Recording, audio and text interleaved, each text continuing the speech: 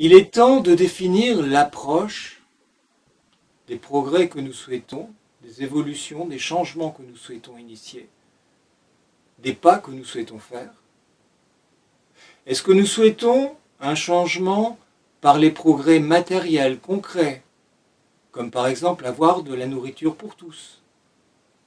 Ou est-ce que nous souhaitons un changement par des progrès immatériels, comme par exemple le règne de l'amour, de la générosité, de la sagesse, de la créativité, de la tendresse?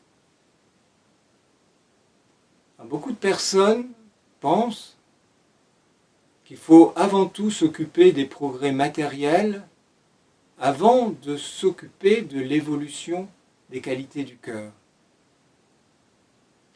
C'est un peu comme si les progrès matériels étaient tout à fait indépendants des progrès du cœur, des qualités merveilleuses.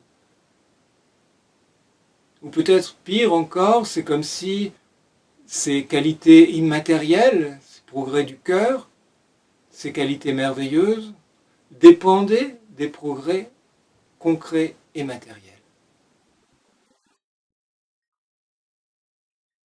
Eh bien, c'est une grave erreur. Ce dont il faut vraiment prendre conscience, c'est que les progrès matériels, si nécessaires soient-ils, pour qu'ils soient durables, doivent prendre leur source, enfoncer profondément leurs racines dans les qualités merveilleuses et non l'inverse. Cette notion est absolument fondamentale.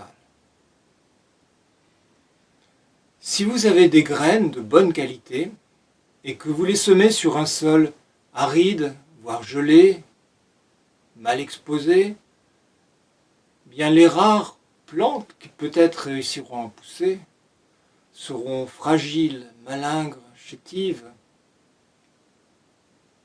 En revanche, si vous semez vos graines sur un sol bien préparé, riche, aéré, irrigué, bénéficiant d'une bonne exposition,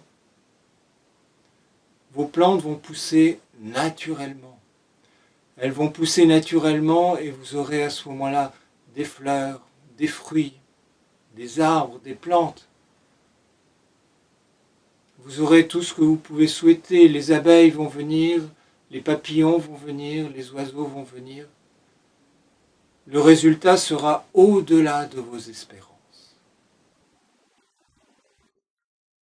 Si les progrès matériels ne sont pas fruits des qualités merveilleuses, alors ils ne dureront pas, ou alors ils vont générer d'autres problèmes très graves, comme nous l'avons vu précédemment. Si dans votre famille, vous n'êtes pas un parent aimant, aimant au sens large, parce qu'il y a très nombreuses façon d'aimer un enfant. Si vous n'êtes pas un parent aimant, donc, vous aurez beau donner des tonnes de cadeaux à vos enfants, eh bien ils seront certainement tristes, malheureux, ne ressentiront pas cet amour. Alors peut-être après réussiront-ils financièrement dans leur profession, mais ils emmèneront avec eux ce fond de tristesse, et peut-être resteront toujours tristes, ou peut-être deviendront-ils agressifs, impatients, ne seront pas heureux. Alors que si vous êtes un parent aimant, eh bien pour toujours, ils emmèneront cet amour avec eux. Et toujours, ils le partageront encore et encore. Alors naturellement, ils attireront de bonnes personnes. Naturellement, ils attireront de bonnes situations. Alors, cet exemple n'est peut-être pas vrai dans 100% des cas, bien sûr. Il y a parfois des situations beaucoup plus complexes. Mais sur le fond, il est tout à fait vrai.